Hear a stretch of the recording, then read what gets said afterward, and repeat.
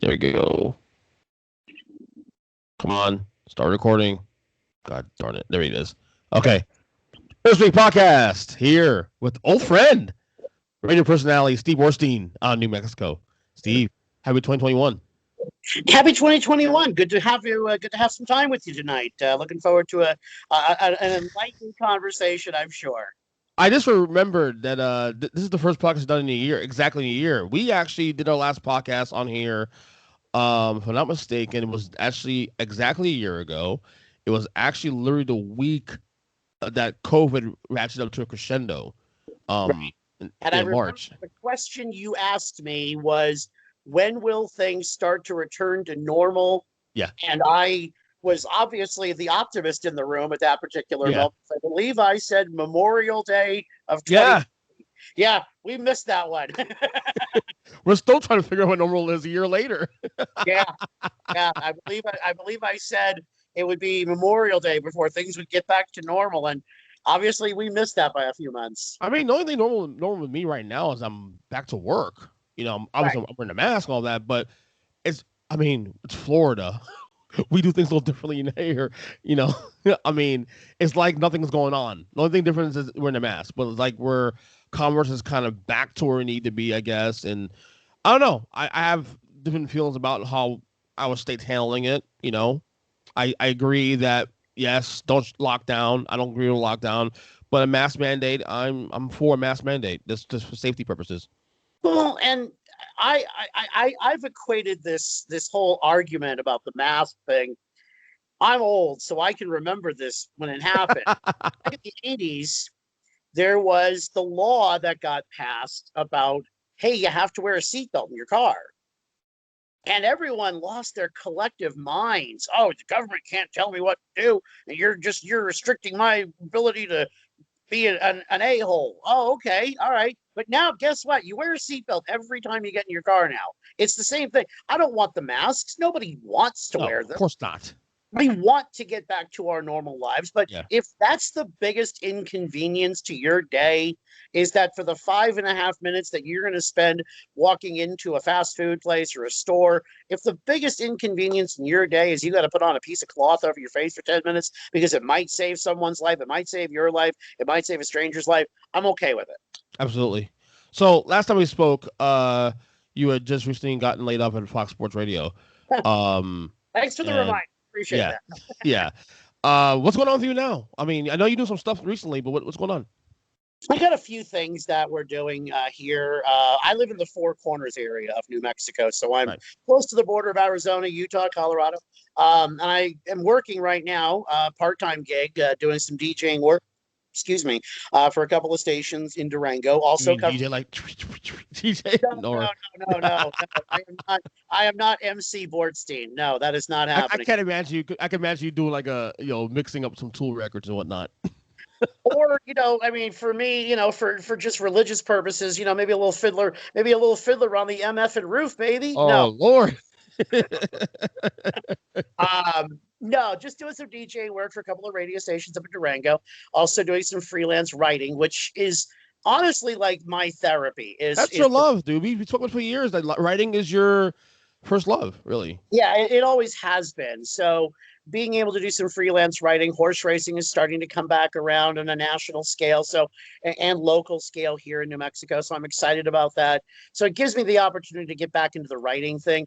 No, it's not doing a regular daily sports talk radio show, which you've been a part of several times. Yes, I miss those days, man. I desperately want to get back to that, yes. But it's a patience thing. You just have to be patient. Things will work itself out, and all of this will come to an end at some point. We'll get back to some normalcy, but I enjoy these opportunities to do podcasts. I enjoy these. And you and I have talked about podcasts before. Like, I used to look at the podcast world like, oh, I would never have anything to do with it because all they do is just sit around and curse. Well, you don't have to. You can do what you want.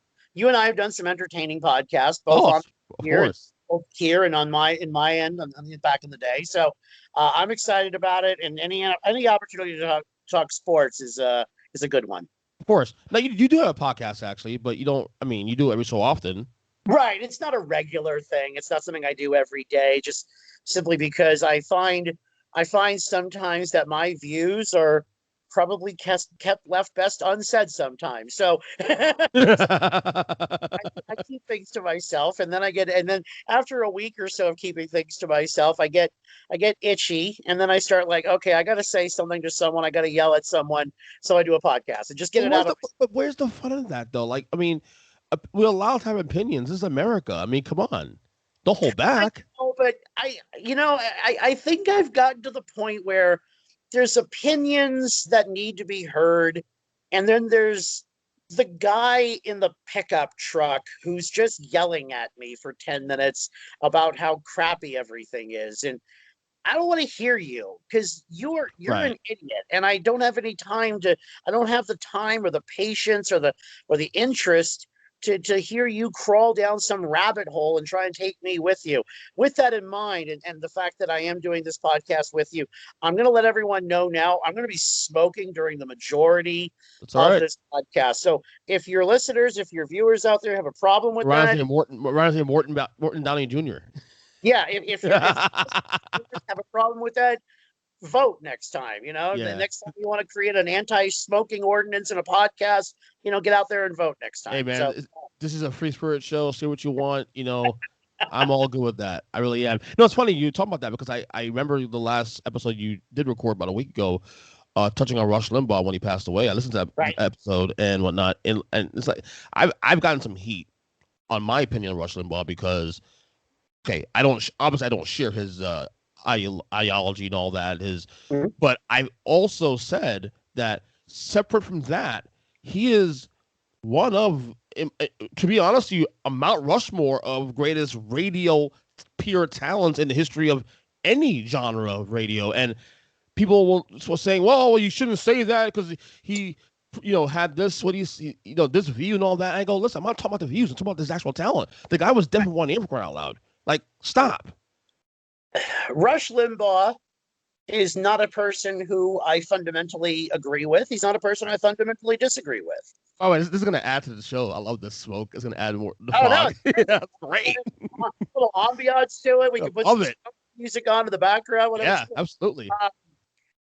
Rush Limbaugh is not a person who I fundamentally disagreed with or fundamentally agreed with. But to suggest that what he did for not only radio, but specifically talk radio is meant to enrage you. It is meant to engage you. And if he wasn't doing that, there'd be no point to his career. He said things that made you engaged. That's the job of a talk show host. I said things on my radio show that were disagreed with. Those were some of the best shows ever, because we did have a conversation. And I posted a rest in peace Rush Limbaugh. That's all I did. Simple 5 words. Rest in peace Rush Limbaugh. I got messages from people who were telling me that I was the worst human being on the planet, that Rush Limbaugh is the worst human being on the planet.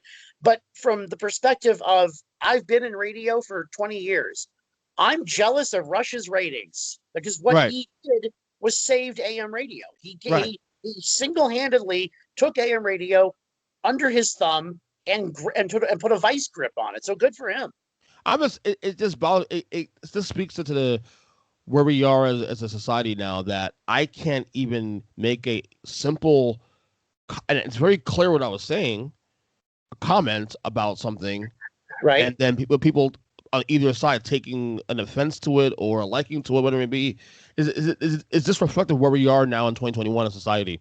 That no matter what you say, there's always somebody that's going to harp on you for, whoa, these guys are racist. Yeah, he probably was a racist. I don't know. But, at the same time, I'm just saying, as a radio talent, he was amazing. That's all. That's it. As a radio talent, what he did was incredibly successful. That's it. But to go to your question, is this where we are? This is where we've been. This is where we've always been. It's just that now, a higher volume. And I know we'll probably at some point maybe get into like binge watching. I don't know if it's on the docket. Okay. The Netflix documentary called The Social Dilemma. Yeah. Is totally indicative of where we are and where we've been going. Mm-hmm. Is we've insulated ourselves so that we only hear the things we want to hear. We've insulated ourselves so that we don't hear the things we don't want to hear. I was involved in a Facebook discussion earlier about teachers. Well, we're really happy that teachers are back to work now. We're really happy that Right. classrooms are starting to get back now. Oh, but we only want, them to teach the history that is reflective of how great America is. Okay, well, maybe that's different views for different people, but to suggest that this is something new, it's not. This is unfortunately where we've been for a long, long time. We've kind of always been able to sort of push away those things before, but it's becoming harder and harder to push away those things. It's becoming harder and harder to say to someone, oh, well, I just want my kids to get this very insulated view, because now that insulated view has become even more tight. It's gotten even more insulated, where we only want this. And we've talked politics a few times on these programs, and Of course. we've had the extreme left and we've had the extreme right. Of course. And slowly but surely, we're starting to pull those factions back towards the middle, but it's been harder for some than others. Yeah, I feel like you and I are pretty close to on the same wavelength when it comes to politics. May not be exactly the same, but we're probably closer than most in terms of where we're at on the scale. I'm a centrist. So am I. I'm an absolute centrist. And that's frustrating for people, because in a day and age when people want you to have one side, and you can only have that one side, and you can only agree on that one thing, or you can only disagree on that one thing, I'm very much in the middle, and that frustrates people, because you can't just pigeonhole me into that one area. I'm going to see the positives and I'm going to see the negatives on both sides. And that's frustrating for people, I think. No, I can relate. I'm the same way too. I mean, I think you and I both left the Republican Party. I left much earlier. I left in 2008. Right. You say you left a couple of years ago. I think you met on this podcast a couple of years ago. You left in 2017. Right. So we're kind of on the same wavelength to some degree. And I get a lot of people who frustrate me, that get frustrated with me, because I got a lot of friends on both sides of the aisle who are extreme, whether or not they're far right, Trump, loving people. And then you have people on the far left, progressives, who are very leftist-like, and they don't like some of my views and all that. And here am I fighting on both sides of the aisle, and like, oh, I mean, piss you both off. Oh, well. And unfortunately, none of those sides want to give an inch. No. So it's very no. It's very childlike. Mm-hmm. It's how we reacted as kids. No, it wasn't me who did it. It was that person who did it. Right. It was that. So we've reverted back, and I find it ironic, because it's the whole conversation of, oh, well, we need to have an adult conversation. Well, then find me an adult. I like that. Find me an adult. Have a conversation, because right now I'm not having that conversation. Right. All right. We'll touch on the T-Bitches at the end of the show, because that's always our thing. Right. Lots of news today in the sports world. Lots of news. JJ Watt is Arizona Cardinal. Big news. I don't want to hand them the Lombardi Trophy just yet. Right. Especially when you look at 2017, he missed more than half the season. 2019, he missed half the season. He's got some injury issues. Every player does. There's a spoiler alert for you. But but clearly the name, the value behind his name, the marketing behind his name is going to be huge for a team that clearly already has two very marketable players, DeAndre Hopkins and Kyler Murray. And they're in a good market, so I think it's good for marketing purposes. I think it's good for publicity purposes, and it's good for JJ Watt. If that organization, if the Houston Texans organization is even 1 millimeter as bad as what we keep hearing about, then thank God he's out of there. Yeah, they're really bad on that. There's an optics alone. I don't know how this whole Deshaun Watson thing is going to turn out, but clearly that relationship is over. He's got to be gone by the draft, right? I know they keep saying that he's going to be. Don't know that relationship is over are people who work within the Texans organization's front office. They're the only ones who are obviously unaware of how bad this relationship is. Yeah, he's got to be gone by the draft, right? He's got to be gone by the draft. You got to trade him. Yeah. My thoughts on the Watt thing, obviously everything you said there is correct, with the injuries and all that, and stay healthy, that's legit. When I saw the move on ESPN, when I saw it, like the ticker, I'm like, the thing that came to me was this, and I'm not comparing him to Tom Brady, but I kind of see the opportunity to have that Brady effect where the leadership, the intangibles that he inputs to the team that reverberates through the entire roster. in the same way Brady did with the Buccaneers. Because Tom Brady had a good year, obviously, but Tom Brady wasn't any better than he was 2016 or 2014. Right. But I think with the Bucks, in the case of the Bucks, he was able to accentuate the talent because of the leadership. That's all they were missing. They had all the talent for a couple of years, but Right. James Winston wasn't the guy to get him over the top. A guy like Tom Brady could. Right. I kind of feel like the J.J. Watt move here does the same thing with the Cardinals, but not necessarily to win the Super Bowl, but at least getting his team to the playoffs and maybe winning a playoff game or two. Well, and the Brady comparison is apt, and to go back in history to the Super Bowl, I did find it hilariously ironic that the guys who caught touchdowns in that Super Bowl were Rob Gronkowski and Antonio Brown, who both spent time with Brady in New England. Right. I mean, look, this was as clear as you can make it. I don't want to say he was thumbing his nose at Bill Belichick, but he was thumbing his nose at Bill Belichick. He's gonna fuck you. Come on. Yeah. Yeah. He was poking the bear, and good for him. Yeah. And to J.J. Watt, if it does in fact inspire his teammates to step things up, if it does inspire a player who might be looking for a new home and might end up in Arizona, then good for them. And it's a great story. We are suckers as sports fans for redemption stories. Of course. Go back to Peyton Manning when he was, everyone thought he was finished. Wins a Super Bowl with Denver, goes to 2 Super Bowls, wins one with Denver. We're suckers for those stories. Of course. It makes sports great. Right. Deshaun Watson, we just touched on it a little while ago. Like I said, he's got to be traded by. I mean, there's no way he's a Texan week 1 next year. Do you see any even 1% chance he's there? There's no chance he's a Texan by training camp. I mean, right. He can't. I mean, he's got to be gone. And as far as where he goes and what they get for him, I understand they want to maximize that, the Texans. I understand that, and as well they should. But at this point, you're going to take the best offer on the table, whoever that comes from, whether it's Miami. And I feel bad in the Miami thing because I don't think Tua's getting a fair shake in Miami. Yeah, I'm with you. I'm down here too, so I hear the rumble. Yeah, I like to watch Tua do what Tua does. I think he's got some potential there. No one on God's green earth should be forced to go to the New York Jets, but if that's where it winds up, then that's where it winds up. I mean, no one should have to go there. I mean, like, as a USC guy, I find it, I always make fun of the quarterbacks who came out of USC and then went on to the NFL, and just how horrible most of them have been since Carson Palmer, Mark Sanchez. Yeah. You got Sam Darnold right now. Matt Leinart, these guys ended up being garbage in the NFL mostly because they went to crappy teams, Yeah.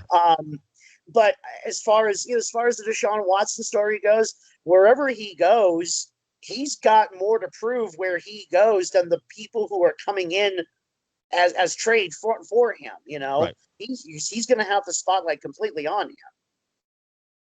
Yeah. In the case of Miami, real quick though, like, if I'm a Dolphin fan, which I do like the team, obviously local and support them. Like, sure. Do I trade for Watson? Absolutely. The guy's a top 5 quarterback in the league, no question. But as a football fan, I kind of want to see the Tua thing through.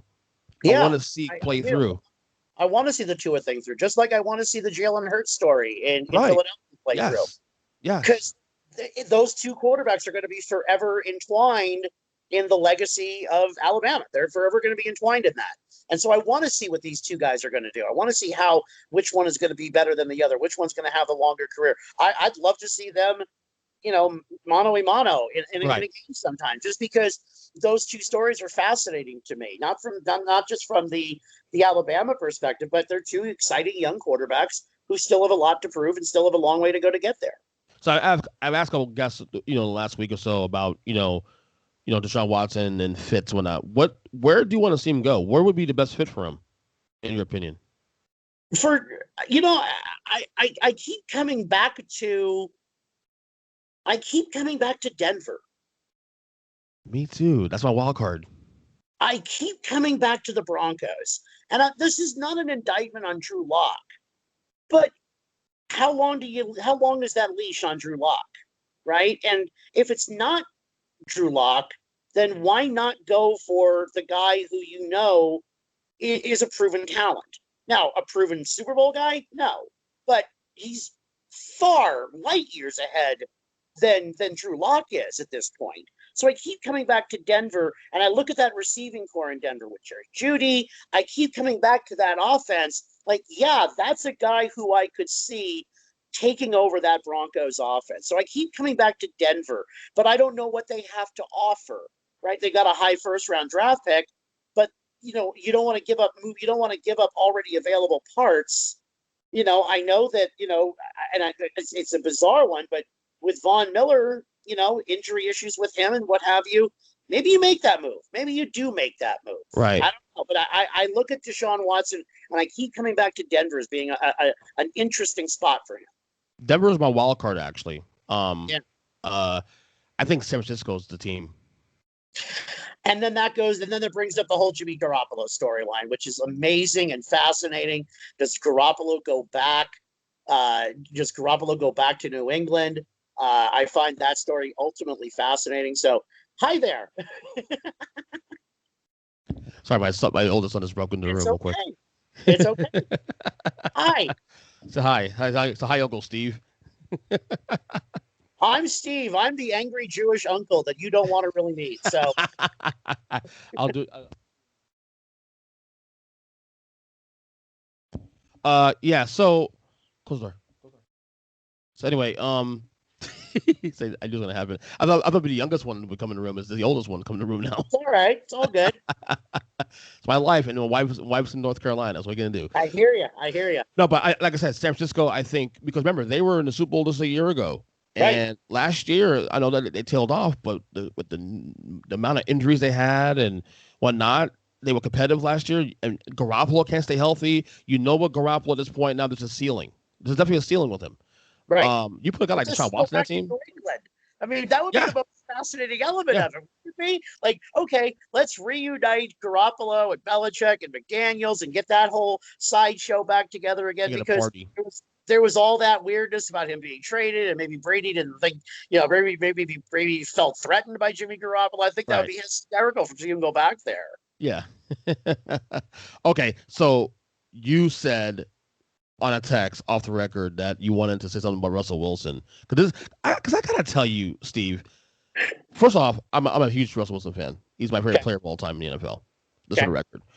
I'm just stunned that in the span of 2.5 weeks, 3 weeks, that a simple comment on Dan Patrick's show, in an interview, has gained some legs. A simple comment about wanting some more input. It wasn't even so much him demanding it, just him saying that, I like to have more input on personnel decisions because I'm the quarterback, and which, by the way, I agree with him on. And now we're here at a point where we're hearing just the idea of what if X teams could be trading for him or interested in him, which of course Russell Wilson would be trade. I mean, top 5 quarterback in the league, obviously. So you should be interested in a guy like that. Sure. Look, I'm of the opinion. I've said this on my show already, like numerous times last couple of weeks.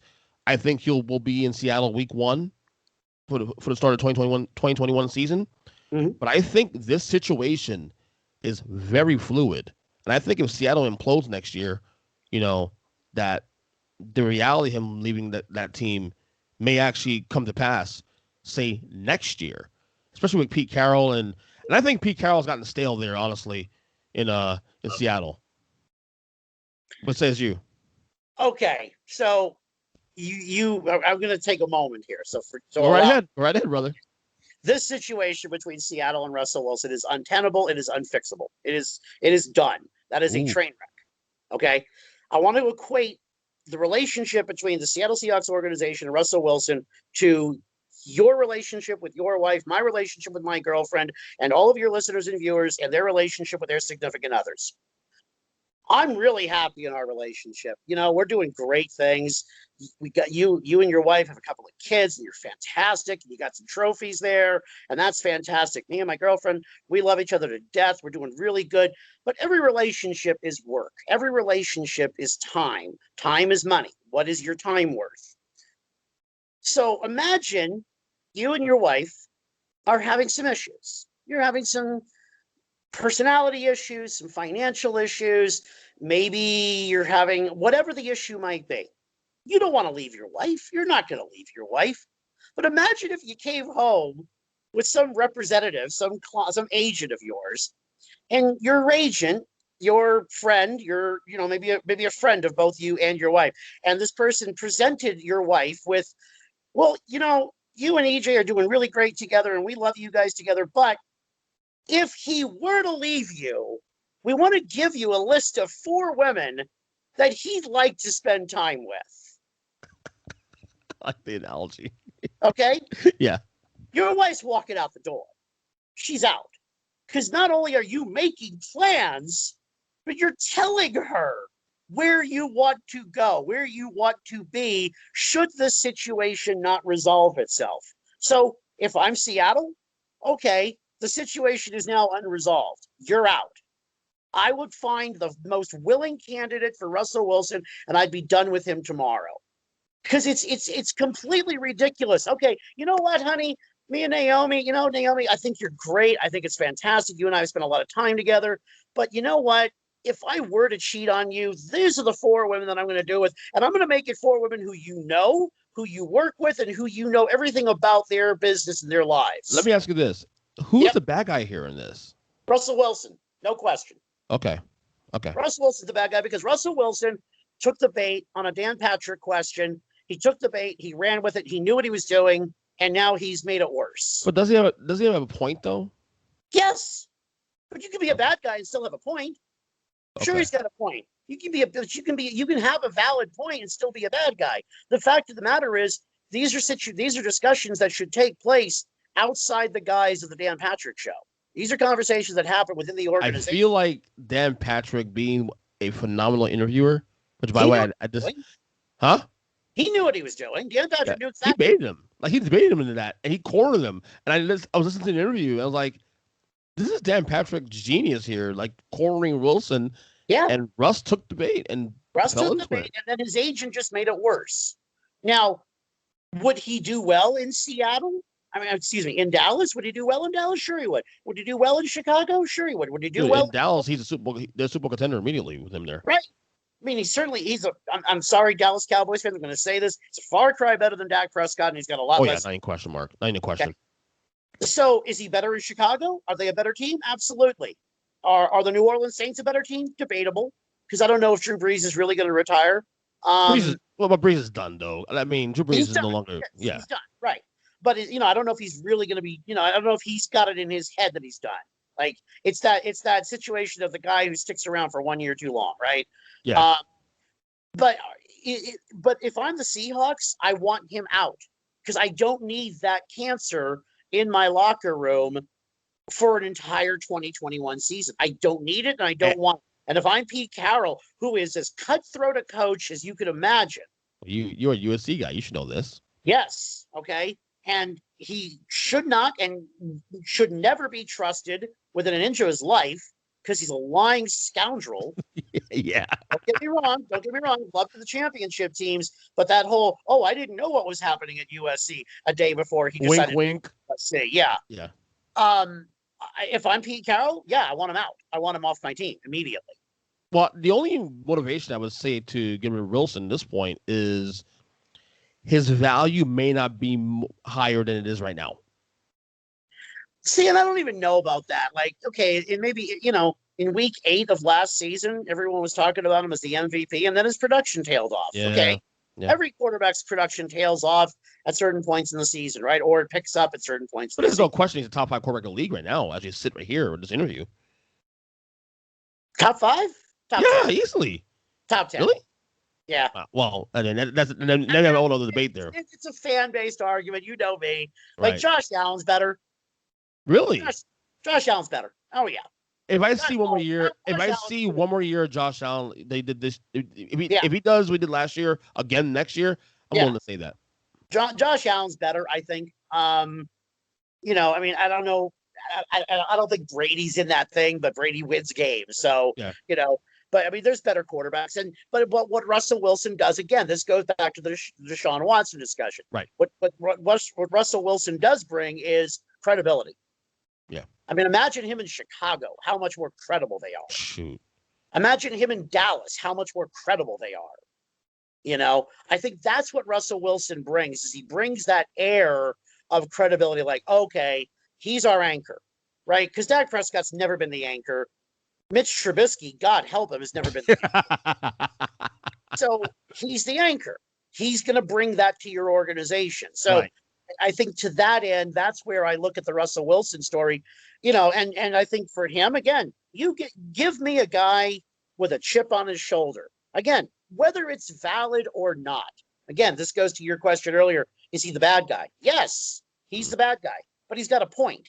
He has never had help around him. How many times have we watched as Russell Wilson runs around behind the line of scrimmage like a chicken with his head cut off because he has no offensive line in front of him? He's got basically a Band-Aid in front of him, trying to protect him from defenses that are trying to kill him. Oh, and now, by the way, just add J.J. Watt to that equation of defenses that are going to be going after Russell Wilson in Seattle. Yeah, J.J. Watt, Nick Bosa, Chandler Jones,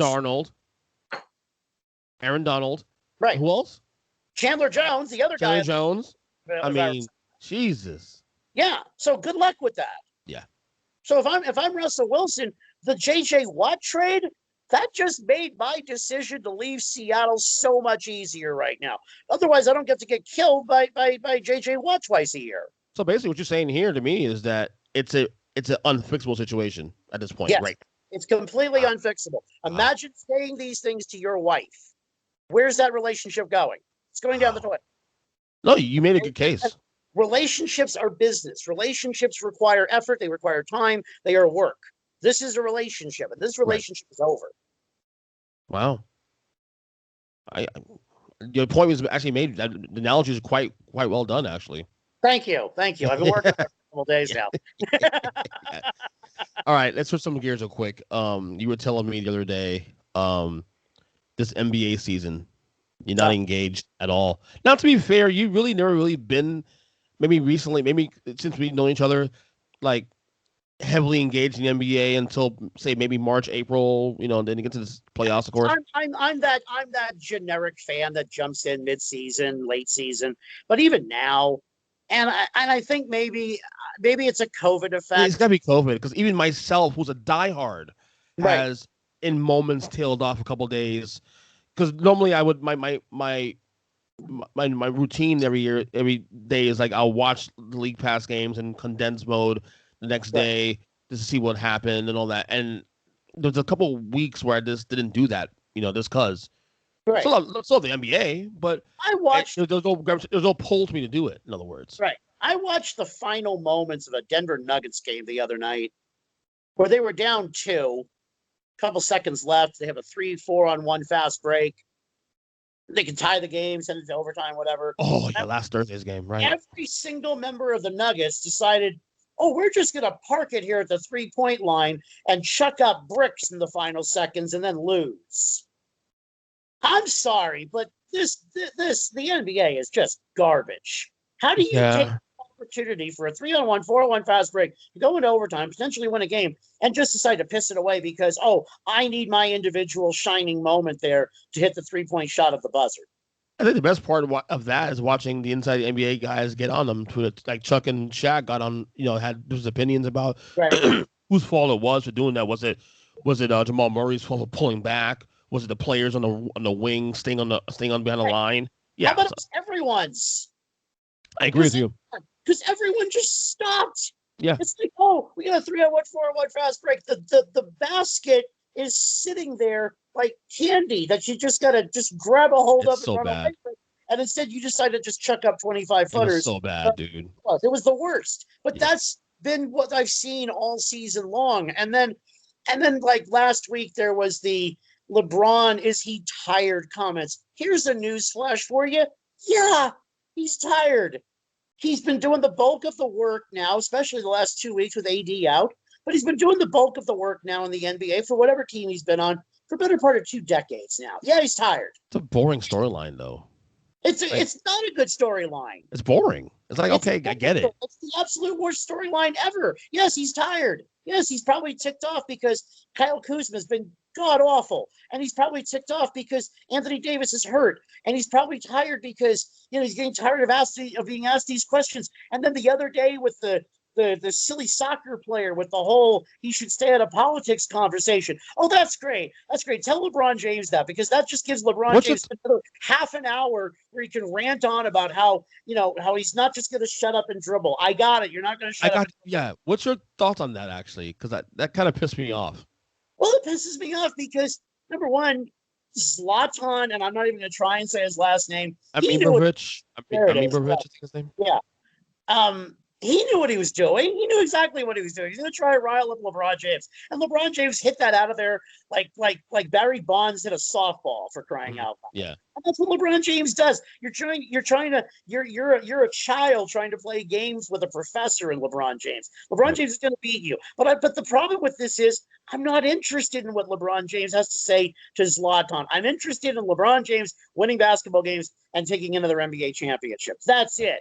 And it's not a case of me, I don't want to hear what he has to say. Of course I want to hear what he has to say. But don't take the bait like that. That's too easy. Wilson thing. It's easy. What do they call that? Low-hanging fruit?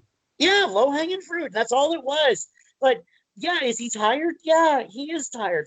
Stop asking him that question.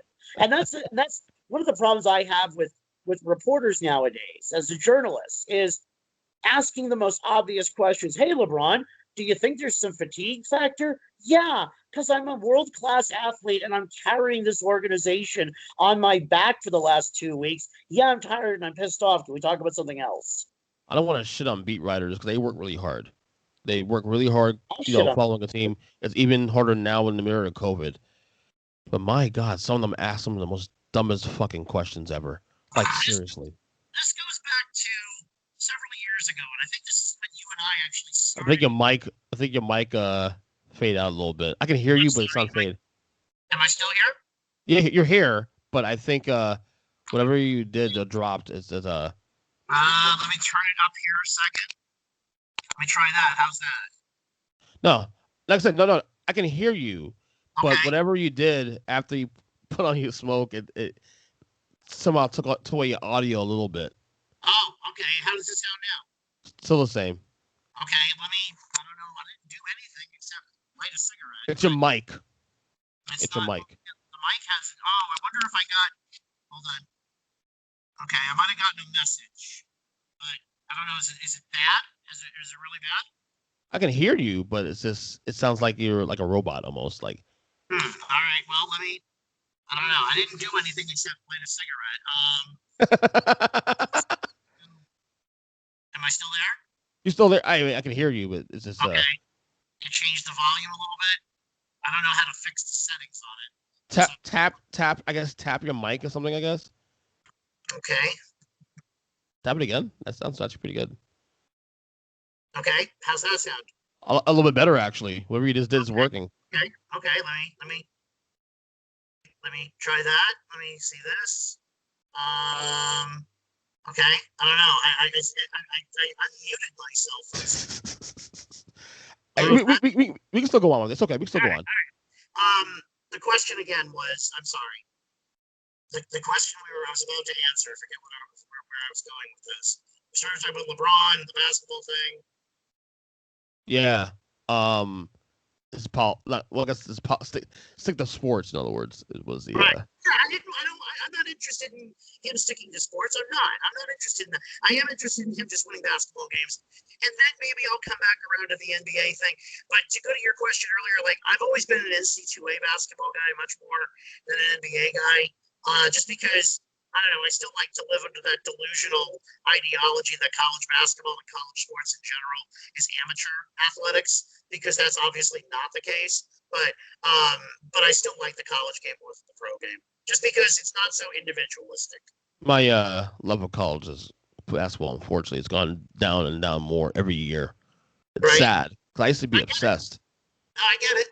It's because the college sports world has been exposed for what it is. It's a long time coming.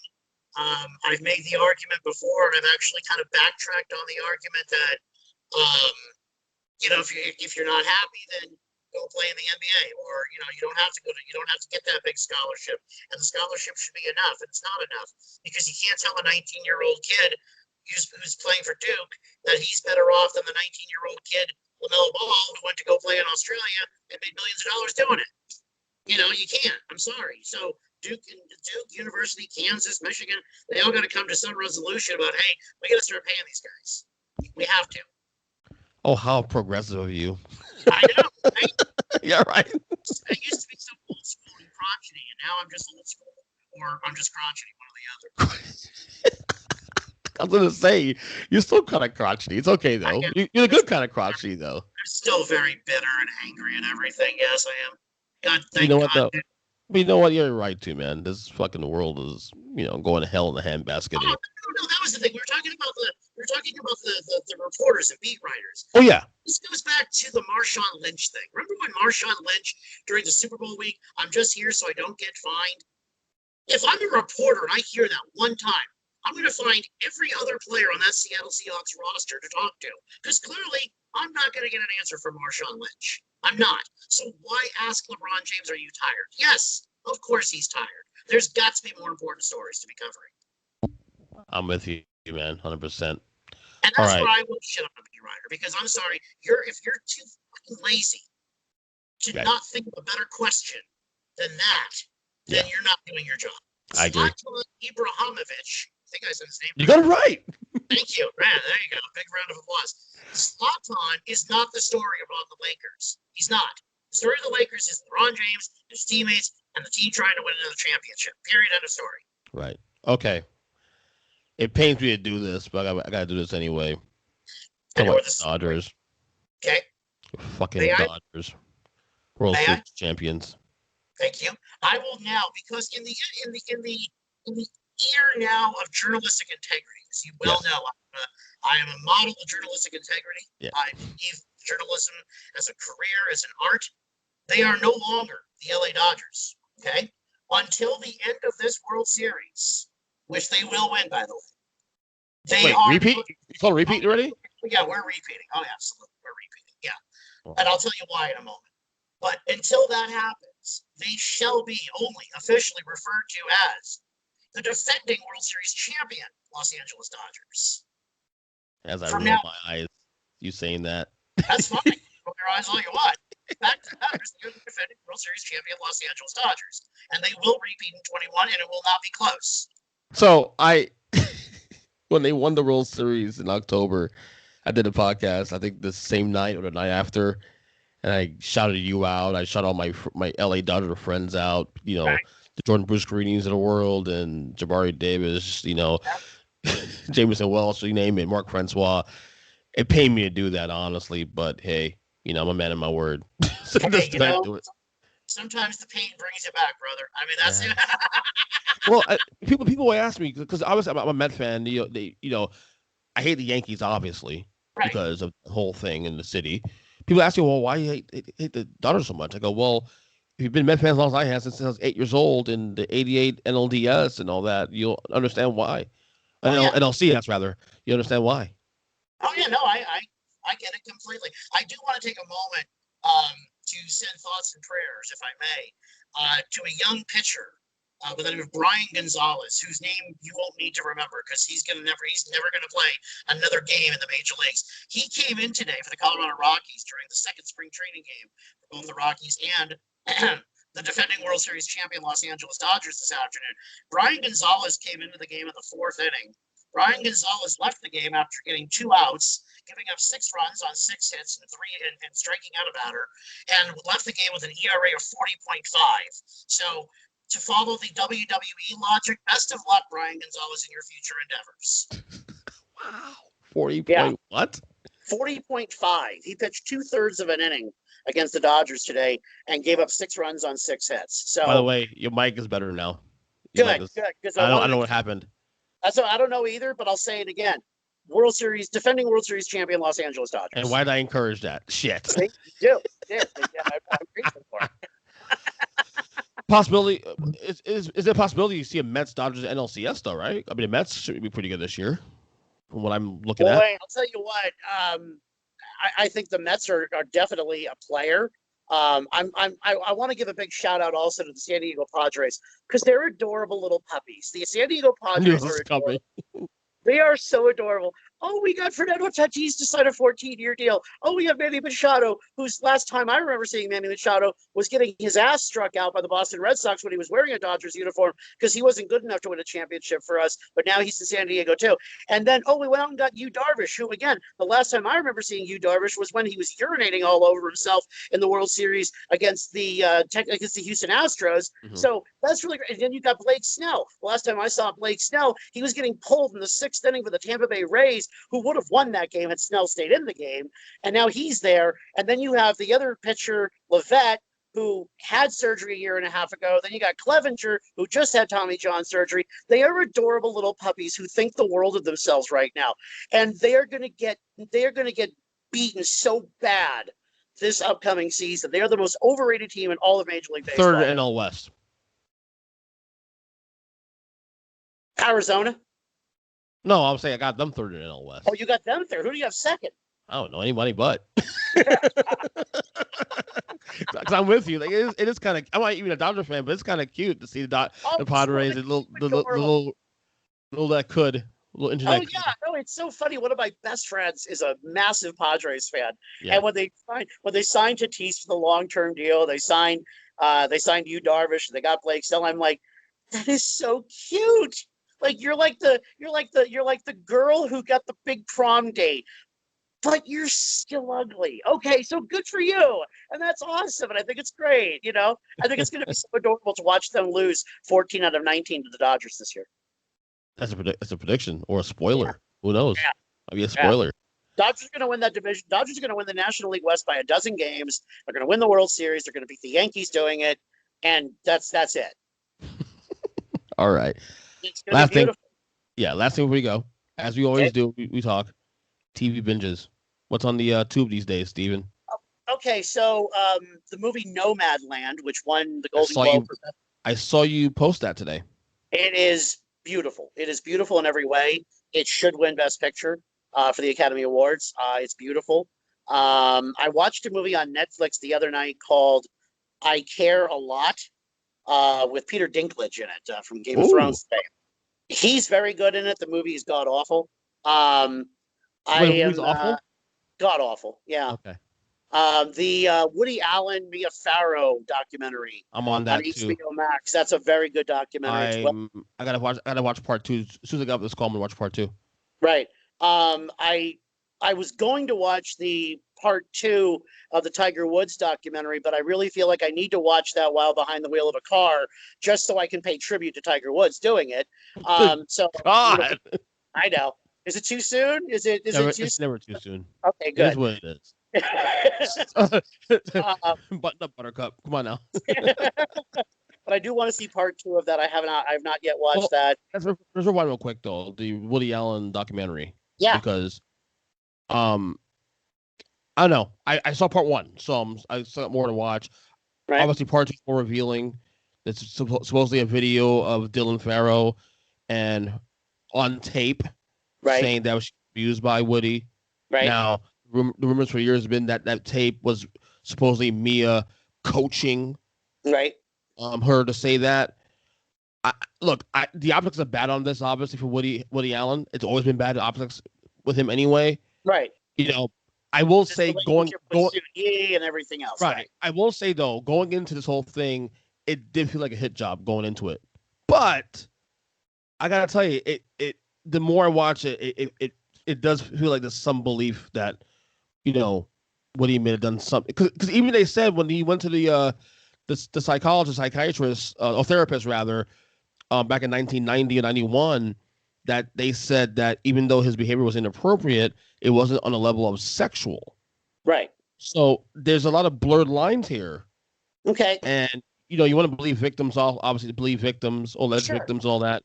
I also believe that you need to investigate, as always, properly before stinging on, But the optics have always been bad for Woody Allen anyway. I always come back to this, and I don't know if Woody Allen's guilty. I don't know. I was not there, so I'm not going to draw conclusions. Here's where I come to. I'm a big Woody Allen movie fan. I liked Manhattan. I liked Annie Hall. I liked Hannah and Her Sisters. I loved Crimes and Misdemeanors. These are classic films in my mind. Same thing with Kevin Spacey. right? Kevin Spacey got all those accusations. Am I supposed to throw away Seven? Am I supposed to take my copy of American Beauty and just toss it out the window? Am I supposed to forget that I enjoyed the first 4 seasons of House of Cards? When you listen, if I listen to Michael Jackson records, am I supposed to feel some Well, shame that's down my alley. in liking Michael Jackson records? Right. Am I supposed to feel some sort of horror in these actors and actresses and what have you, or directors who may have done bad things? Kobe Bryant. Again, we can get to the logo thing here in a minute, maybe. Oh yeah, of course, Am I yeah. supposed to feel bad because I like these artists? Am I supposed to feel some sort of shame? Because I just don't. I'm sorry. I That's the enjoy individual. To me, this is something. What you just said there. This is something we've been talking about on this podcast through the years with many people about the cancel culture and all that, whatnot. To me, it comes down. It's individual decision. Okay, so in my case with R. Kelly, right. I stopped listening to R. Kelly years ago because there was proof of things he did that made Right. me uncomfortable. Mhm. Videotapes I saw that disgusting, obviously. Sure. And the thing is, if the things are alleged and you don't know, I mean, that's one thing. But if there's a smoking gun and you see that there's something that did happen, then yeah, I mean, it's still your decision to do what you want to do. But I don't know. I get what you're saying though. I totally get it. I just don't like the idea. I'm not when I watch Manhattan or I watch Annie Hall, I don't think to myself, "Oh, I'm going to watch a movie directed by a child molester." I don't think that way. I think I'm watching Manhattan. I think I'm watching Annie Hall. I think I'm watching Hannah and Her Sisters.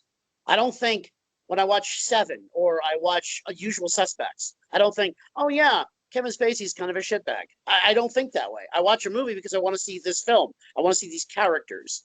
So I don't at all go along with the idea that I'm supposed to feel some sort of shame or that I'm supposed to, just reject everything these people have done in their careers because of allegations. Again, the R. Kelly thing is a little different because we have proof of it. You There's smoke know, there. there is, and we have proof of it. And Bill Cosby, we have kind of proof of that. But I don't listen to a Bill Cosby old stand-up comedy album of his and think, oh yeah, that's the guy that doped up a bunch of women and then kind of sexually assaulted them. I don't think that way. I like them for what they do on stage. That's what I'm paying for. I'm not paying for the outside stuff. I'm not paying for the other stuff. I'm paying to listen to have this person entertain me. So the Woody Allen thing. I never really invested heavily into it, other than he married his adopted stepdaughter, Daughter, all yeah, that. whatever. But I never invested heavy into it. It's only recent weeks I really started to get him down a little rabbit hole. And I have questions, even not just for Woody Allen, but for Mia Farrow, Sure. because she doesn't seem like somebody that's all there. No, I mean there's and a lot more of those things. You'll reveal a lot of those things as you get a little deeper into that documentary. You'll see more of those things as you watch more of it because there's questions about Mia Farrow too, and there's questions about everybody. Look, I'm sorry, but if our culture is going to go down this collective ammunition that everyone's got something to hide, everyone's done something wrong, guess what? Yes, we've all done things in our lives, currently, historically, whatever, that we're ashamed of. But are we going to have those things held over our heads until the day we die? Because if we are, then we might as well just stop doing anything creatively, or we might as well stop pursuing anything sort of, career wise or anything enhancing wise, because, oh, this one thing that I did 16 years ago or 4 years ago or last week is going to come back to haunt me for the rest of my life, which is ridiculous. That makes sense. That makes total sense. Uh, You mentioned what? Go one ahead. other thing I'm binge. One other thing. I'm sorry.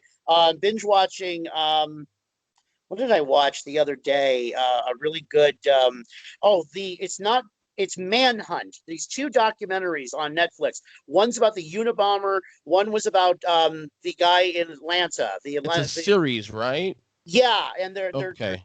two different series. One on the Unabomber, the other on I forget the Richard Jewell, the guy who Okay. was Yeah. suspected of the Atlanta bombing Bombing. during the 96. Olympics. Right. Fascinating documentaries, both of them. So if you have a chance on Netflix, check Yeah. those out. It's on the list. Yeah, There's so much shit to watch, man. I And you have the all these streaming networks, Oh, so much. I'm so overwhelmed with No, it. I know. I've completely divorced myself of DirecTV. I've completely divorced myself of cable. I'm a streaming guy, Yeah. and I just and it's entertaining because I get to find like TV shows that I haven't watched in a while. Like I've re-immersed myself now in The West Wing again. Uh, Really? oh, some of Aaron I need Sorkin. to watch that. My wife keeps telling me I need to watch it. You've never seen The West Wing? Not the entire series. I see episodes Oh my sporadically, but never. God! And especially if someone who, like me, was into politics anyway, you think Yes, I would have seen it. yes. And I haven't watched the whole thing yet. it's beautiful. And I say that because I'm an Aaron Sorkin geek. Oh, The newsroom. he's a genius. He's a genius. You He's a know, genius. and I still I think I still irritate people by quoting lines from the newsroom. The show hasn't been on the air in 5 years, and I still quote the show like it was yesterday. Right, right. But that's just me, I've been honestly like obviously the Allen versus Pharaoh right? documentary on that right now. My wife and I've been watching Fresh Prince of Bel-Air. Yeah, First time I watched that show from start to finish since it ended in '96. right. And I did the same thing with The Big Bang Theory. Like I You like? never Are you watched fan of that? Are you a fan of that show? I am. I'm a huge fan, Oh, but I am too. I never watched it when it was on the air. And then, like, just in the last year or two, like, I would find, oh, there's an episode. Okay, I'll watch it, and I'm giggling the entire time because No, no, it's I'm fast. a It's big a fan. fabulous show. I'm a big fan too. We watch Yeah, shows on TV. My wife and I tailed off. We stopped watching for a little bit because of this overwhelming content. right, We're right. like two behind. So we're gonna watch it eventually. What else I'm watching? So that I've been going through a WWE Network binge fest lately. Their documentaries are amazing. Okay, the documentaries are amazing, but the live product is god awful, and I think a lot of it just has to do with the fact there's no fans. But I that can't doesn't help. watch. I can't watch the screens of that's too. That's not terrible though. I mean, I prefer the fans obviously. Distracting. I get what you're saying. I mean, and they're trying to replicate that. Now, supposedly WrestleMania going to have fans there, Right. supposedly. So we'll see what happens. I just watched the documentary on Big E Okay. today. Phenomenal. It just The dropped yesterday. It's Undertaker documentary phenomenal. the Undertaker documentary was phenomenal. Yes, it was the Yeah. last ride. Yeah. Yeah, I just And watched. it was you learned a lot of things about the behind. I like the behind the scenes stuff, and Oh yeah, that's what really got me on the Undertaker documentary. my favorite wrestling podcast I listen to are the ones that tell you stories behind the stories, and Right. something to wrestle with Bruce Pritchard, who's one of the writers. Yes. Brother Love, of course. Kurt Angle just released dropped his podcast with Conrad Thompson again. Right.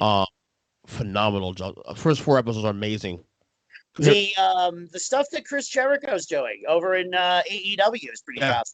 I watch AEW, so yeah. Yeah, Although the stuff he's doing there is pretty fascinating, and yeah. it really does show what a creative guy he always was, and maybe he was harnessed a little bit at WWE. So good for him to get an opportunity. Everybody is harnessed because the WWE is very structured.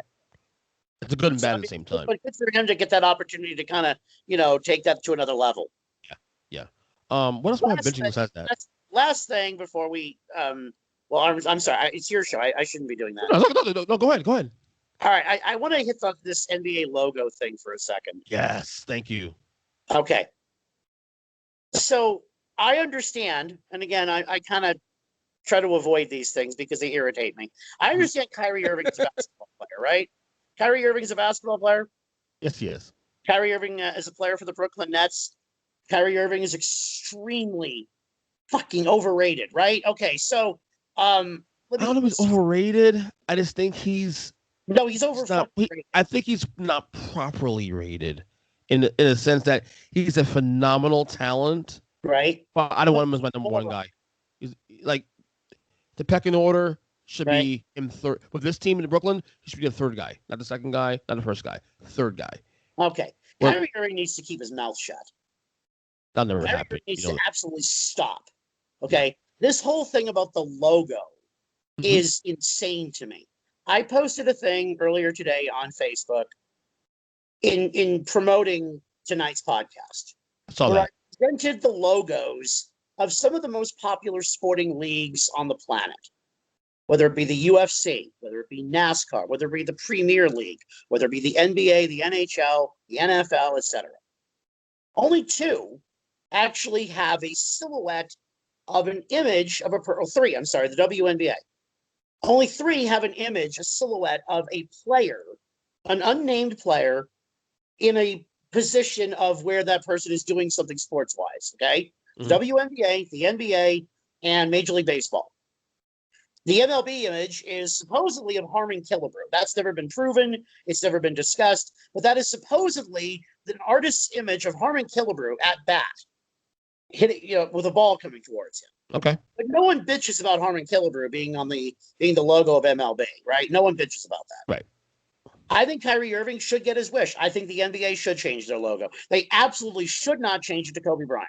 And under no circumstances should it be Kobe Bryant. Kobe Bryant was accused of and charged with, eventually charges were dropped, was charged and was implicated on rape charges. It's too polarizing. Even if he's innocent, which right. Look at the case, there's a lot of evidence. That girl did not go to his hotel room to discuss free agency. Right. Oh, no, they had intercourse without question. Okay. We can go to the rabbit hole later on. So I think he cheated on his wife. There may have been some sexual assault there. Charges were dropped. I don't care. He's a great basketball player. Again, I want to be entertained, so I don't care about those things. But if the NBA cares about their image and how they're seen globally, and with different various groups that are going to have a bitch and moan about something because that's the world we live in, then Kobe Bryant cannot be the logo of the NBA. The logo of the NBA should be changed. It should be a basketball with the letters NBA on it. Get it over with. Tell Kyrie Irving, hey, Kyrie, you win. You win. We'll change it. But we're not putting a single person on that logo because the league is bigger than any one individual. The logo is Jerry West. That's fine. It's Jerry West. Whatever. I don't care if it was Jerry West or if it was Jerry Lewis. I wouldn't care. Jerry Lewis. I wouldn't care. The NBA should change the logo. The NFL gets it right. It's the shield. We know the shield. Yeah. The National Hockey League gets it right. It's the shield. Right. NASCAR, UFC, Premier League. They all got it right. Don't put anyone's image on it. Major League Baseball. What do you want? Okay, let's say that there was an argument that Harmon Killebrew shouldn't be the logo behind MLB anymore. So what are you going to change it to? Well, let's take a look at the last 10 years of Major League Baseball. Want to make it Barry Bonds? Anyone want to make Barry Bonds Major League Baseball?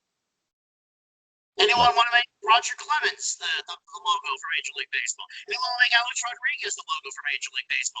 Maybe we can take a young Cuban player who's, trying to swim to the country. Maybe we can make that the logo. Maybe we can take a young Dominican player who's trying to crawl under weeds, try and get into the country so he can have his career playing Major League Baseball. What's the image of Major League Baseball? It should be a baseball. MLB on the logo. That's it.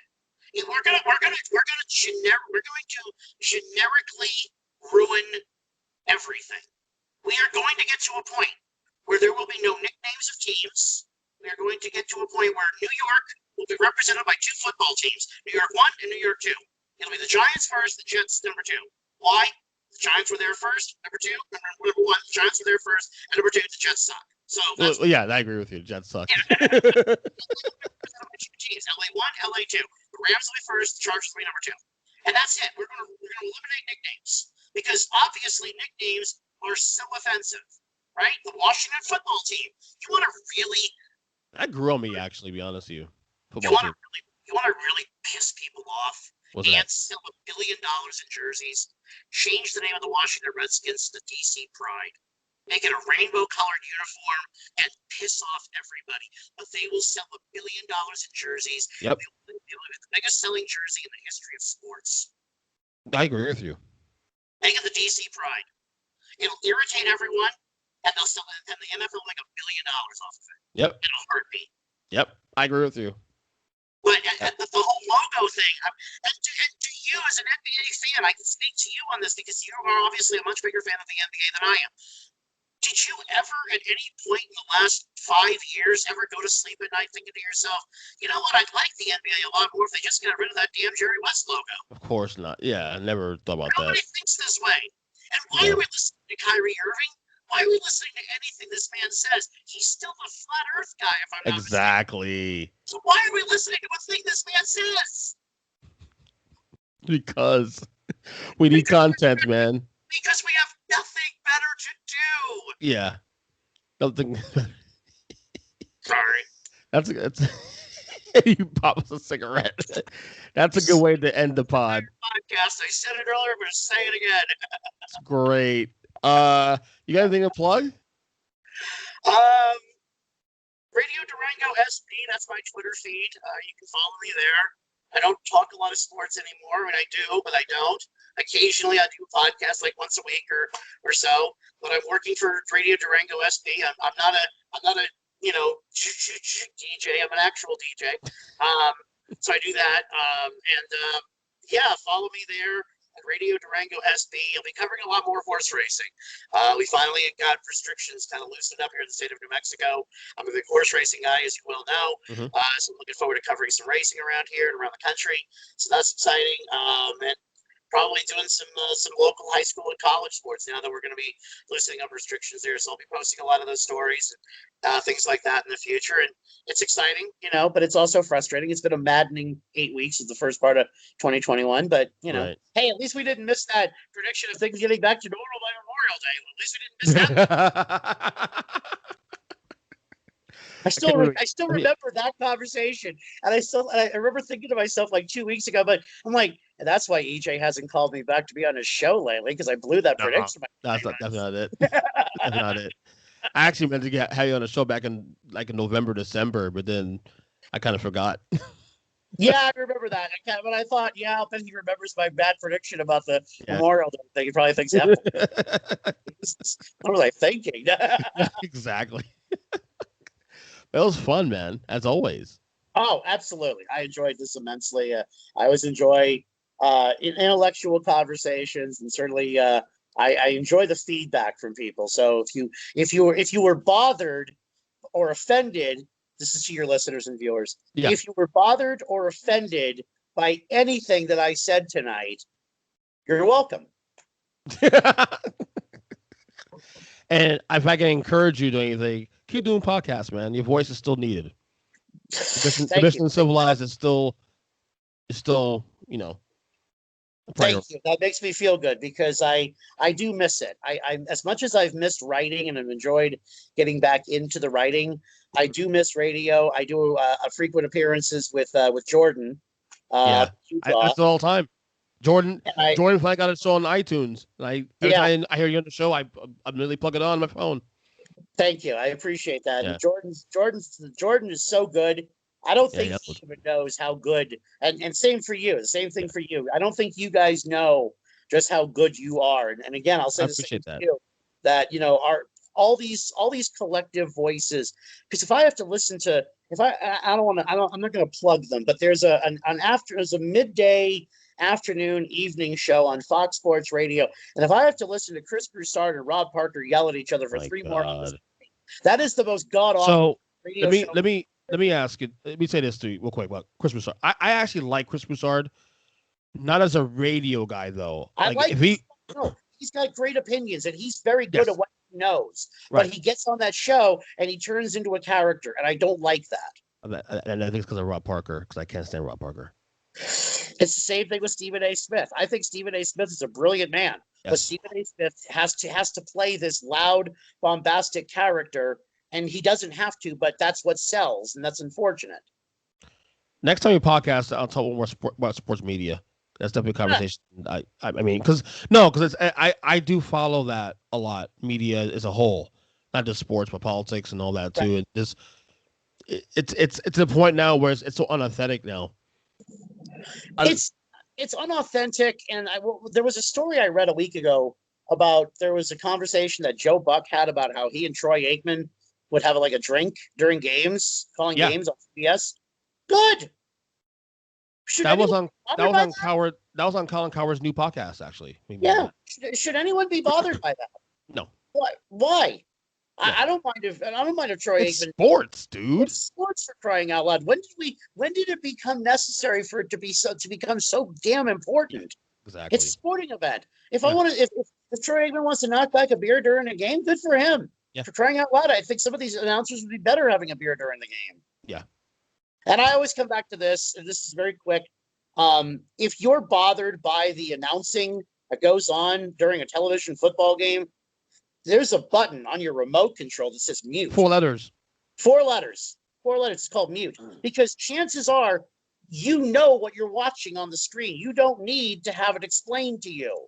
If you've been watching football, basketball, hockey, baseball for any length of time, you know what a play looks like. You don't need Joe Buck to tell you what's going on. Just put the damn mute button on, and it's over. You're not irritated. I don't have to hear you being irritated, and I don't have to pretend to care about your irritation. Who's the most annoying announcer to listen to? Ooh. Any sport. In any sport, God, I'm gonna regret saying this. I'm not a fan of the guy who took over for the world champion Los Angeles Dodgers. Okay.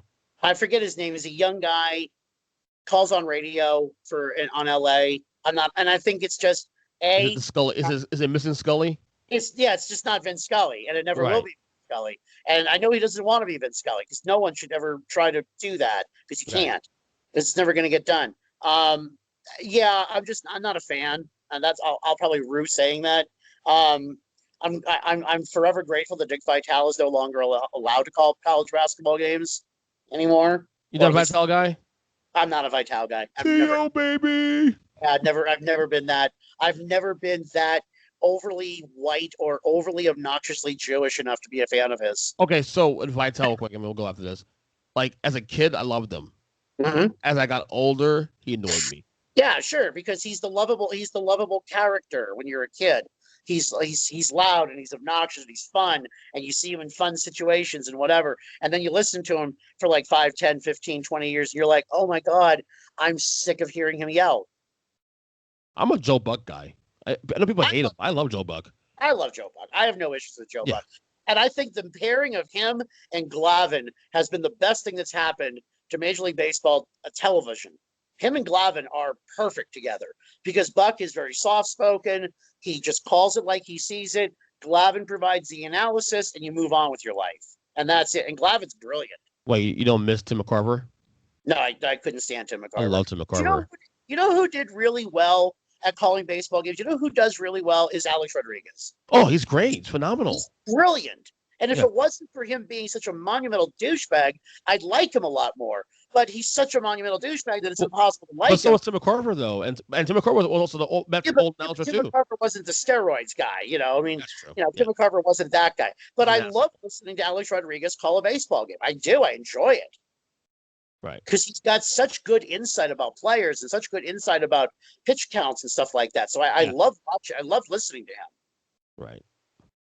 All right, Steve. Yep. It's a little more. I love it.